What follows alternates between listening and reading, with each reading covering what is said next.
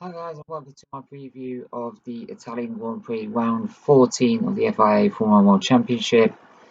And yeah, let's get into it. Do a recap, and after the horrible weekend, the whole paddock and fan base and community, F1 community, found that the Belgian Grand Prix, um, I'm sure especially the F2 paddock, will want to get to a racing in Italy as soon as possible and do their own race for Hubert. For people that don't know, we lost an F2 driver in one of the feature races, Antoine Hubert, who was part of the racing Renault Driver Academy, had a very bright future, and unfortunately he died in a major incident. And it was just him who really suffered as well, because not just Hubert, but Correa is still in a stable condition in the hospital. So he will probably not be taking part in the rest of the season. Yeah, just a horrible weekend. I'm sure our Formula wants to get to Italy and move on. And yeah, so in terms of Belgium, it was a strong performance by Ferrari, especially in qualifying.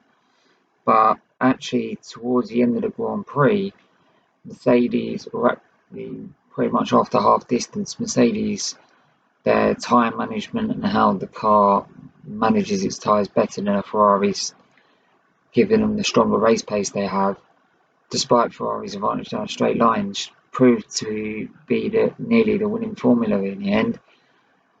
Yes, Leclerc won the Grand Prix in the end, but if it was a one or two extra laps, and if Seb didn't hold Hamilton up as much as he did, it would have been the Hamilton Grand Prix victory again. And he's also stated that in the news. He said, yes, the Ferraris are going to be favourites in Monza, but it does not mean we can't fight them.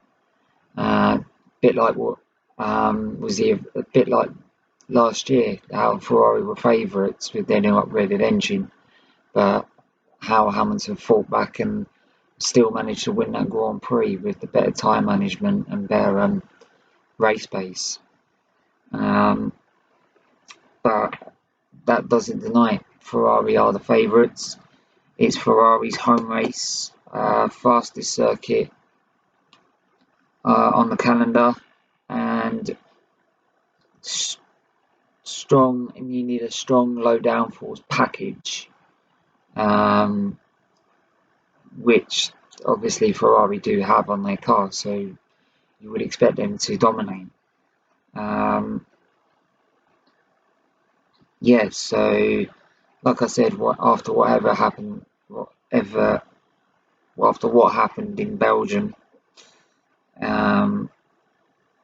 I think also everyone is just praying and hoping for a very exciting but safe, as much as safe you can get in Formula One. Just a weekend without no one getting seriously hurt or injured or worse. I think that's what everyone's praying and hoping for. And I think that will happen quite easily. I feel that'll be very, very odd if there's another incident like what happened in Belgium. So my prediction for top three, I'm gonna go for a Vettel victory. I think, though everyone thinks Leclerc has the upper hand on Vettel, which it looks like it, I feel after what happened last season, where Ferrari had their best chance, and the incident Vettel had with Hamilton, he really wants to win the Grand Prix in Italy. I'm sure Leclerc does as well, but I just feel Vettel's gonna come there with an extra determination to get the result. But maybe that opens into a massive battle with Leclerc for the lead, and then that drags the Mercedes into it as well. Ferrari and Leclerc and Vettel have realised that if they're going to have to win this race, they're going to have to do everything perfect, and then both teammates are going to help each other out. So yeah, I would say Vettel to win, Hamilton second because of the race pace the Mercedes has. I think it's going to split one of the two Ferraris. And I will put Leclerc in third with Bottas fourth. And I would have said Verstappen next, but in another news, I'll bring the rest of the news afterwards. Verstappen is going to take an engine penalty, whole new power unit, Spec 4 power unit, which means he will just basically start from the back of the grid. With the amount of penalties there are, he'll start at the back of the grid. And the reason Red Bull have done this now is because they know they're not going to be competitive. They know they're not going to win against the Mercedes and Ferrari at Monza, where they know Honda, that have improved, have not got the engine pace that Mercedes and Ferrari had on a straight line. So they've decided to take the penalty now, so that when it comes to races that they are going to be a lot stronger, such as Mexico, though it's a long straight. The very thin air makes it very little difference in terms of straight line speed. Singapore is another one. Japan could be another one as well. These races are going to be more competitive for Red Bull, so they'd rather take a penalty where a race where they could fight back up to sixth, but they're not going to get anywhere up further than that. So yeah, so Verstappen's going to probably finish sixth, and Albon will finish probably fifth. And yeah, so just a bit of other news. Italian Grand Prix contract's been extended to 2024, at least to 2024. So that's all good news. We're keeping one of the most historic races in Formula One. I think it'd be an outrage to drop Monza from the calendar anyway, a bit like Silverstone. The only thing I do have a jip with about Monza is their fans. Yes, the Tifosi are very passionate about Ferrari and they always want Ferrari to win. I always want Arsenal to win. But if they play poorly, then I would clap the other team have been basically better than us. I'd clap the other team off. I would not boo them. Hamilton last year, there was no need for the booing at all. Right? If you're booing about the Vettel incident, that was a fair incident. Otherwise, it would have been a penalty. Right? When these guys go out and put their lives on the line, and quite literally, as we saw in Belgium, they race their heart out.